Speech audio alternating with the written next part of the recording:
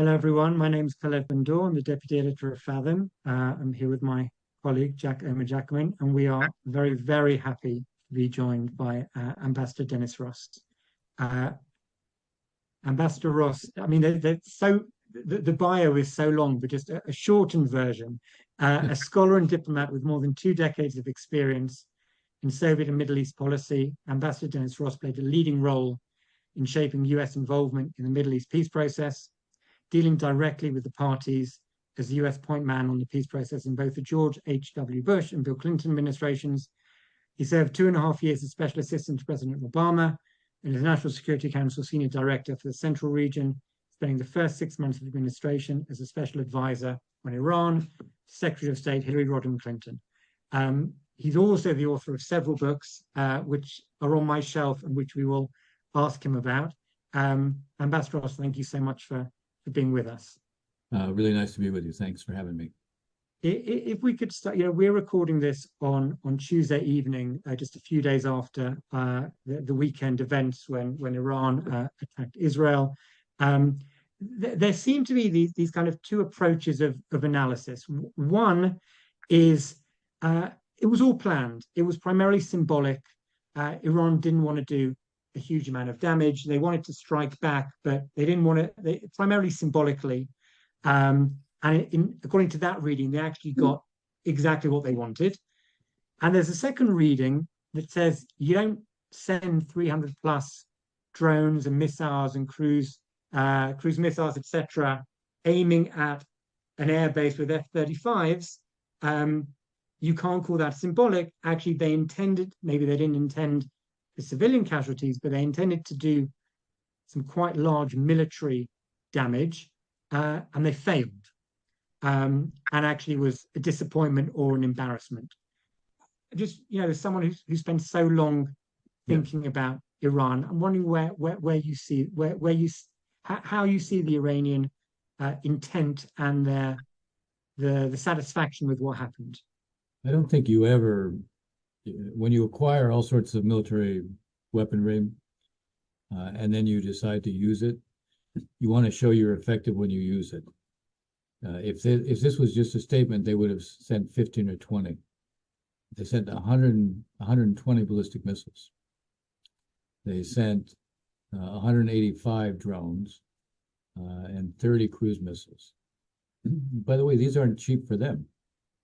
So if this was just about a statement, you use a fraction of what you use. No, their aim was to try to inflict real damage on Israel and at the same time to try to rewrite the rules. They want to be able to say to Israel, you can no longer go and kill Revolutionary Guard generals and forces in Syria, because if you do, it's going to elicit this kind of a response from us. So they wanted to change the rules. And from an Israeli standpoint, you say, okay, so Iran, you're telling us you can deploy all these Revolutionary Guard officers whose purpose is to create as much pressure and threat against Israel, but you're saying we can't retaliate against those who are threatening us? Forget it. So there is each is trying to rewrite the rules. This is what the Iranians were trying to do with the Israelis. Will the Israelis maybe think a little bit more about who they decide they're going to strike and what the benefits of it are, how disruptive it will be to Iranian operations? My guess is probably yes, but I think also there will be an Israeli response as a way of saying to the Iranians, you don't get to rewrite the rules, and if you hit us directly, the price you're going to pay is not going to be a price you want to pay. Thank you, Ambassador. Let's turn now to the issue of Gaza. In a recent essay in Foreign Affairs, you wrote that Israel needs a strategy, not slogans, while also mapping out the things all the main players should be doing, in your view. Israel, the PA, the US, pragmatic Arab Sunni states. For those who haven't read the piece, could you summarize your suggestions in that article and how you see a constructive way forward? Well, the thrust of what I was saying is that in any case of statecraft, you want to be sure that the objectives you establish are objectives that you can actually meet. When I hear total victory, I don't know what it means. It's a slogan. It's not an objective. The demilitarization of Gaza is an objective, and it's an achievable one because Israel is in fact in the process of demilitarizing Gaza. It has already defeated Hamas as a military. Hamas doesn't any longer exist as a military. It has reverted to what it once was, which is a militia. That doesn't mean a militia is not a problem, but they built up a huge military industrial base. They built up a military, a genuine organization, 24 battalions, 5 brigades, clear command control, a lot of discipline, a lot of coherence. That's now gone. 19 of the 24 battalions no longer exist. And what that means is that coherence, that command control, that organization, the ability to plan and operate, that's all gone. Now, they still have probably 5 battalions left.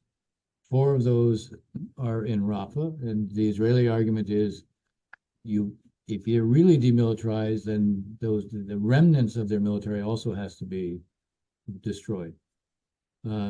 So on the one hand, make demilitarization your objective, reach an agreement with the U.S.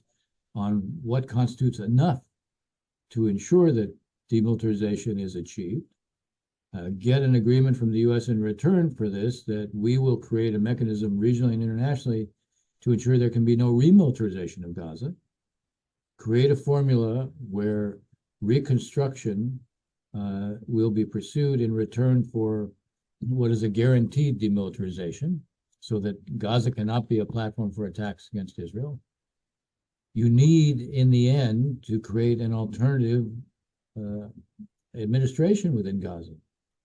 And so it can't be Hamas. Hamas doesn't disappear right now, but as a organization, it is dramatically weakened.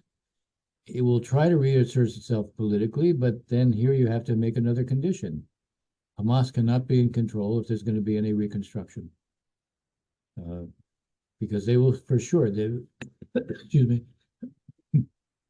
they will divert whatever comes in for their purposes. We know who they are. This is a group. This is an organization that had no interest in building Gaza. I mean, it created 400 miles of tunnels. It created a huge military industrial base. Gaza itself may have been an open air prison for Palestinians who lived there, but it was not an open air prison for Hamas. They got whatever they needed. I visited one of the bases where the Israelis have brought back captured equipment, all made by Hamas. The drones, all made by Hamas. The rockets, made by Hamas. Anti-tank missiles, made by Hamas. Rocket-propelled grenades, made by Hamas. Mortars, made by Hamas. All the ammunition for this, made by Hamas. So they had no problem getting the material they needed, and that means that you're going to have to ensure that reconstruction has a monitoring mechanism that ensures there can be no diversion of material. You monitor it to the place of where it's stored and then to its end use. And then you have to have an alternative over time. Sorry.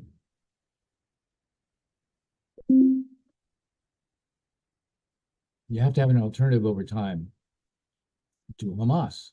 Otherwise, you leave a vacuum, which either allows Hamas to come back, or you also put other forces can emerge in its place.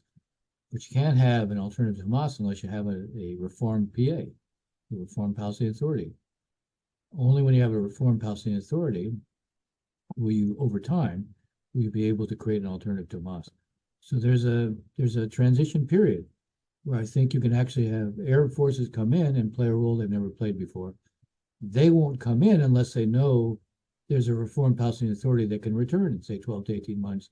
They're not going to go in and be a bridge to nowhere. They need to be a bridge to something they see is quite realistic.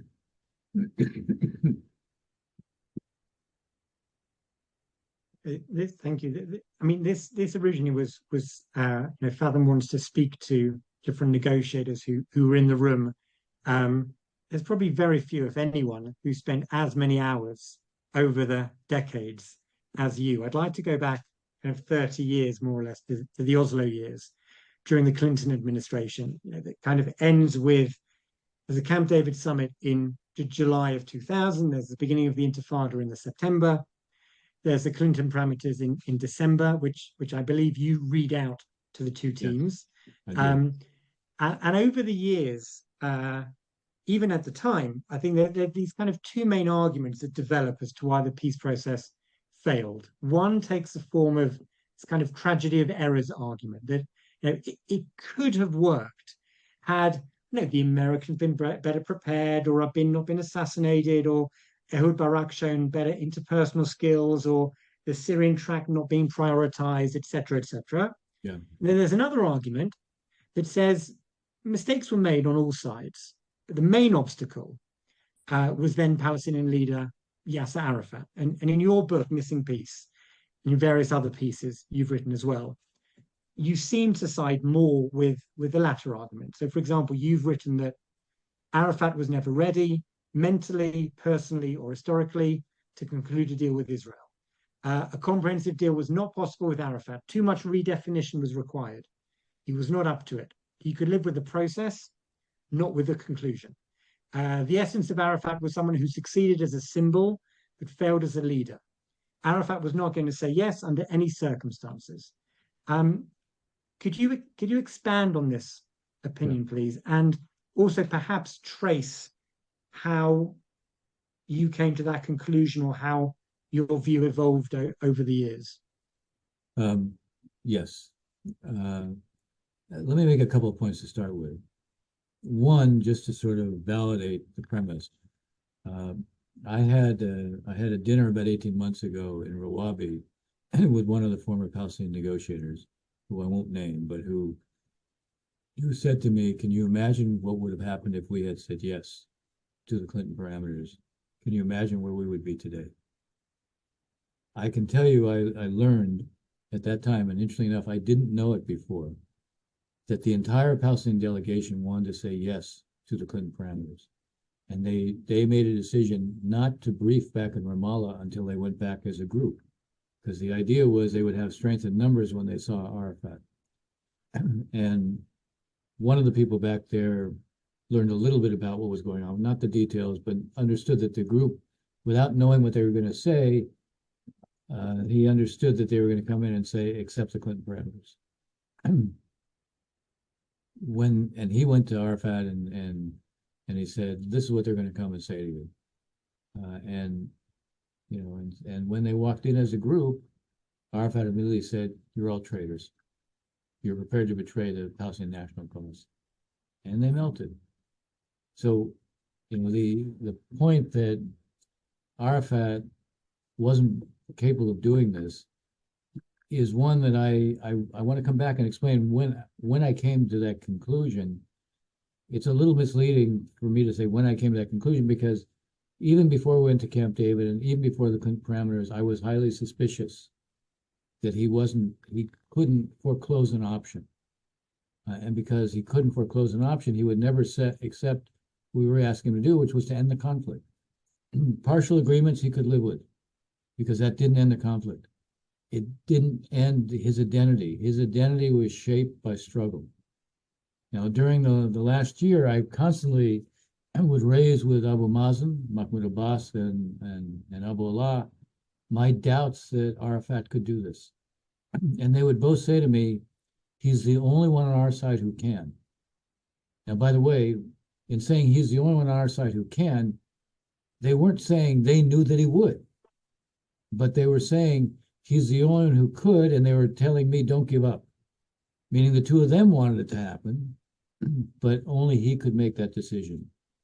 Now, one other point.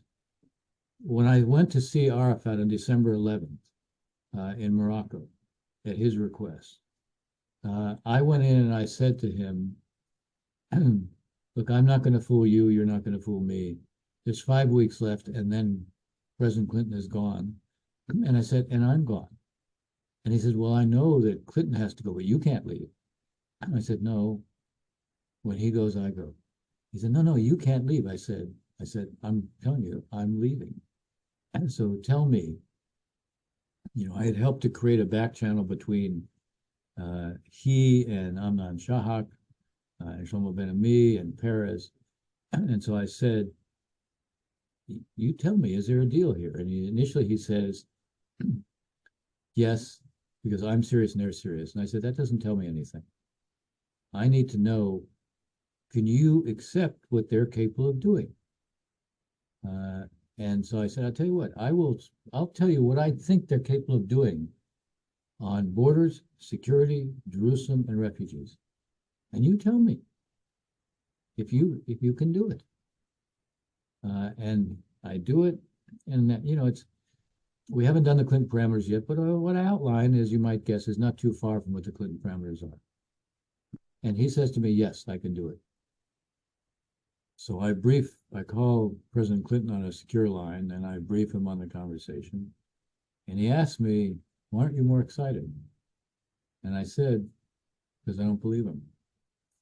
I said, it's easy for him to sit here one-on-one with me and say yes. When he actually has to make that decision and know the blowback he's going to get for it, I have my doubts. But, we have to test it, because basically he's telling us he can do it. Okay, let's test it. Let's find out. That's why we invited the two delegations to come. That first day when they came to Bolling Air Force Base, I got both sides together, and I did what our original strategy had been, but we walked away from at Camp David. Our original strategy at Camp David was for the president to lay out to Barack and to Arafat separately a set of parameters that shrunk the gaps between them and said, okay, here are the gaps. Now you spend the next couple of days at Camp David, you give your reaction to what we've said. We will draft a treaty out of that, and then we'll work through the differences. Barack rejected it in the first meeting with President Clinton, and President Clinton decided to walk away from it because he felt, look, Barack has to give up more than Arafat. I don't want to jam it. So here we are now. I think this is December 18th. And at Bolling Air Force Base, I start the meetings with both sides together, and I went through each issue and I shrunk the gaps between them. I said, look, these are our thoughts. The two of you should now work over the next couple of days and reach an understanding. And after 3 days, Shlomo Ben-Ami and Saab Erekat came to me and said, we can't bridge our differences. We need you to make a bridging proposal. That's where the Clinton parameters came from. Now, the night before, so this was a Thursday afternoon, we invited both sides to come to the White House on December 22nd, on a Saturday. The Israelis actually moved from Bolling Air Force Base to the Hay Adams Hotel across the street from the White House because it was Shabbat, so they would walk over to the White House. And the night before, midnight, I get a call. Mohammed Dakhlan has to come see me urgently. So I'm going, I can't wait. And he says, no, I can't wait. And actually, it was my friend Gamal Halal was the one who called and said this. So he comes over, he gets to my house at 1 a.m. on Saturday, and he says, what are you going to make us swallow in the morning? Meaning, what's good? And then I knew what he's asking. What's going to be too hard for us? And I said, I'll tell you what I'll do. I will focus what's going to be hard for you. I'm not going to tell you what's in this because the president's going to do that tomorrow. But I'll tell you what's going to be hard for you. And I went through and I told him that refugees were going to be hard for them, and security was going to be hard for them. And he sort of, he was quiet, and they said, can't you make it any easier? And I said, well, you can tell by what I'm not saying what's going to be hard for the Israelis. So no, there's not going to be any more movement in this. But I said, I'll tell you what I'll do. I don't want the last thing that President Clinton does to be a failure. And I don't want you guys to be in a position where you're saying no to it. So if you don't think this is something you can live with, tell me, and I'll give you till 8 tomorrow morning. And if you can't, if this is something you're not going to be able to accept, I'll tell the president to cancel the meeting, and we just won't do it. But you got to tell me by 8 tomorrow morning. So literally, he sat there for 5 minutes, didn't say a word. I mean, if you ever were watching somebody where you literally could hear what was churning inside him. You know, think about it. Sit with someone for 5 minutes without a word being said. Imagine it. And one thing I learned as a negotiator is when someone's thinking through something, don't interrupt their thinking.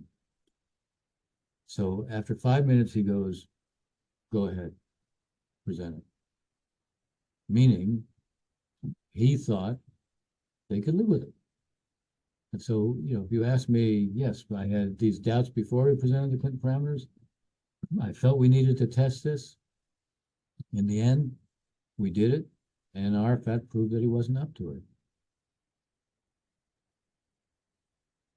Thank you, Ambassador. I'll turn to another aspect of the process now that I think is often missed in debates here when they reduce them to question principally of real estate. In the missing piece, we discuss the importance of each side recognizing the legitimacy of the other.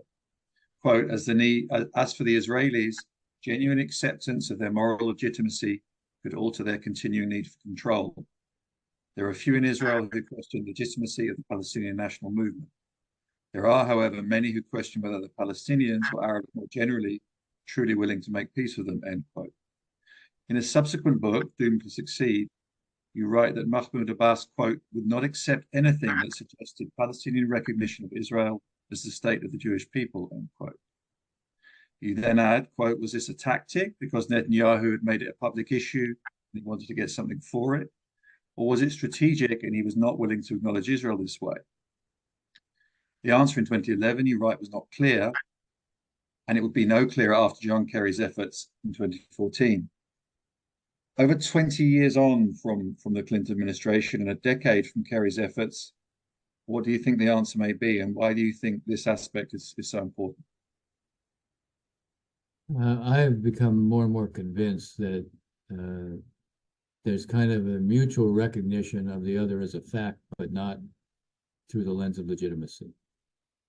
In so many ways, after October 7th, it feels like we're back to 1948, where we're no longer at a point where there's even a kind of readiness to accept the other as a fact. I think one of the changes that has to take place is a mutual recognition of the legitimacy on both sides. When I wrote in the missing piece that I felt most Israelis accepted the legitimacy of the Palestinian national movement, I wonder whether that was completely right. I think there was a kind of recognition of the fact of it. I think both sides today are more at a point where, you know, they're questioning, you know, can they coexist with the other? Are they really prepared to accept the other? Israel, I think, before October 7th, just felt they didn't really have a genuine Palestinian partner. But I think the view of the Israelis now, as they look at Palestinians, is they think any Palestinian state will be led by Hamas. And I understand that then it becomes an issue of survival. I understand that. But I wonder if we did a poll of Israelis today and we said, do you recognize the Palestinians as a people? Do you recognize the Palestinians should have a right to self-determination, provided they're prepared to recognize the legitimacy of Israel and provided they're prepared to assume a set of responsibilities? I wonder what the Israeli answer would be today. I'm not sure I know what the answer would be. Now, maybe it's unfair for me to pose the question because they're still feeling the trauma from October 7th. Maybe if we had this conversation a year from now, the answer would be, yeah, we recognize there are people, we recognize we have to find a way to live with them. We do need to see finally from them that they recognize that the Jews have a historic connection to the land and that Zionism is a legitimate movement. I mean, we're not at that point today. And to get back to peacemaking, I think that's one of the things that we have to establish. Thank you. Your next book, Be Strong and of Good Courage, which you wrote with David Makovsky, Right. focuses on decisive decisions by 4 Israeli leaders, Ben-Gurion, Begin, Rabin, and Ariel Sharon. And I was going to say between the lines, but it's actually kind of within the lines. You seem to be bemoaning the absence of leadership today in the circles of Israeli officials. Right. So you write that Israel has faced critical moments, calling for courageous decisions in war and peace. Until now, it's had leaders who were able and willing to rise to the moment. Those leaders did not retreat in the face of daunting challenges. They didn't shy away from or try to avoid the decisions they believed had to be made. High stakes did not paralyze them, even though they knew well that Israel's margin of error was small. And you also warn of the drift towards a binational reality unless decisive actions are taken. Could you speak a little bit about Netanyahu as a leader and a prime minister and the steps you think Israel needed to have made over the last few years? First, there is unmistakably a drift towards one state and a binational reality. That's just a fact. Prime Minister Netanyahu has not done anything to arrest that drift. And now he has a government where he has messianic nationalists in it. So were there times when he could have made some choices and didn't? I think there were. I think he is Israel's longest serving prime minister. He was not one of the characters we put in the book. What combined these four was that they were very different ideologically, but they were not different when it came to the way they defined leadership. They did not avoid decisions that they felt needed to be made. They did not look for ways to defer, to be in a position where you play for time.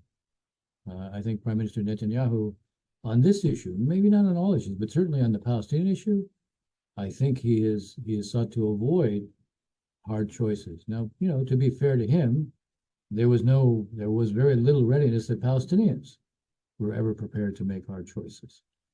So, that's one thing, although one thing one might have argued for is for Israel to put itself in a position where it was prepared to take a big leap, but it had to be contingent on Palestinians matching that. If they weren't capable or willing, which I think was probably likely, then at least the onus wouldn't have been on Israel. By not being prepared to make some of those decisions, yes, you certainly made it easier for the world to look at Israel as, after all, the stronger power, the occupier, and to put the onus on Israel. I mean, it's remarkable. You look at what happened on October 7th, and yes, there's been terrible death and destruction in Gaza. And my own criticisms of the Israelis for not addressing the humanitarian needs in Gaza, which I felt was an imperative for Israel's strategic interests, to buy the time and space they needed to succeed militarily and to truly dismantle Hamas. And by not addressing the humanitarian needs, again, everything shifted and focused on Israel. The idea that Hamas bears no responsibility. Leave aside the fact they took hostages they never should have taken as young as 9 months old. Who does that? Leave aside the fact that they could end the suffering in Gaza tomorrow if Sinwar and the others who are still alive were to leave. But they don't do that. And the world isn't asking them to do that. The onus has been put on Israel, and I think a lot of the onus remains on Israel because Israel's seen as the stronger power. And that, here I would say this is, if I look at the four leaders that we wrote about, I don't think any of them would have put Israel in this position. They would have recognized they needed to make some hard choices. And I think they would have done that. I have not seen Prime Minister Netanyahu do that on this issue. Thank you. Our final question, Ambassador, on a very topical subject. In your book, Doomed to Succeed, the US-Israel relationship from Truman to Obama, you identify what you describe as mistaken assumptions that many administrations have had, including the centrality of the Palestinian issue to America's regional posture, and whether the US should distance itself from Israel in order to gain credibility with Arab states. You talk about two lenses, the cooperative and the competitive. And you say, quote, the differences in views typically reflected a long-standing split between those who saw working closely with the Israelis as the key to affecting Israeli behavior favorably and those who did not, end quote. How do you evaluate the current relationship between the Biden administration and the Israeli government? Do you think it has changed as the war against Hamas has gone on? It's obviously a crucial question. I think that President Biden has operated on this the assumption that you put your arm around the Israelis, you demonstrate your commitment to Israel, and that gives you the ability to influence them. And obviously, there are those who will say that Prime Minister Netanyahu has not been very responsive on Gaza, and that has created greater pressures on President Biden. It is interesting that when he made it clear that we might change our position on Gaza over 5 months into it, after the mistaken killing of the 7 aid workers for the World Central Kitchen, that did have an effect on Prime Minister Netanyahu in terms of what Israel very quickly began to do things on the humanitarian front that had not before. The only thing I would say that why I still basically believe in this notion that you're much more likely to affect Israel if you put your arm around Israel and if you demonstrate, most importantly, you get Israel's predicament. And one thing that many who are focused on more on the idea we need to put pressure on Israel, they tend to ignore the predicament that Israel faces in the region, that there are those in the region who actually don't want Israel to exist and are carrying out actions to reflect that. Hamas didn't build up Gaza, it built up the capability to fight Israel, to try to destroy Israel. Iran, talks about Israel not being there in 25 years, and it's pursuing a policy with its proxies of making it unlivable. If you don't get that sense of the predicament that Israel faces, and that there are those who view this through an existential lens, your ability to influence the Israelis goes down. It doesn't go up. Now, that doesn't mean that you always have to agree, and it doesn't mean that there aren't points where you can exercise your leverage, especially in circumstances that you look at President Biden. One of the things President Biden has done is pay a political price here. And he wasn't seeing Prime Minister Netanyahu willing to pay a political price at the same time that he was paying a political price. So I think that increased his frustration. But look at what our position was on Iran. How, in the advance of the attack, what we were doing. The Israeli ethos has always been, we defend ourselves by ourselves. And that's baked into the Israeli psychology. But it is interesting, when they're facing 7 fronts, as the Israeli military says they are, and all these proxies, they actually needed what the U.S. did and what the U.S. brought others to do. It wasn't just us, but it was under the Central Command, with the British, also with the French, but with local actors, local Arab actors playing a role. 1/3 of the cruise missiles and the drones that were launched against Israel by Iran were intercepted, not by Israelis. So at a time when they're facing multiple fronts, multiple proxies, Israel finds it difficult to do everything on their own. And who was there? Notwithstanding some of the frustration President felt, we were there. We played a role. We worked in the days in advance of this with the Israelis to sort out exactly what would be done and how it would be done. And it proved itself to be extraordinarily effective. So I would still say, put the accent on cooperation, not on distancing. Ambassador, it's been a hugely insightful and frequently rather poignant conversation. Your descriptions of the roads not quite taken in the Clinton years are ones I shan't forget in a hurry. And I'm sure that's true for our audience as well. Ambassador Ross, thank you very much. Well, it was a pleasure. Thanks for having me.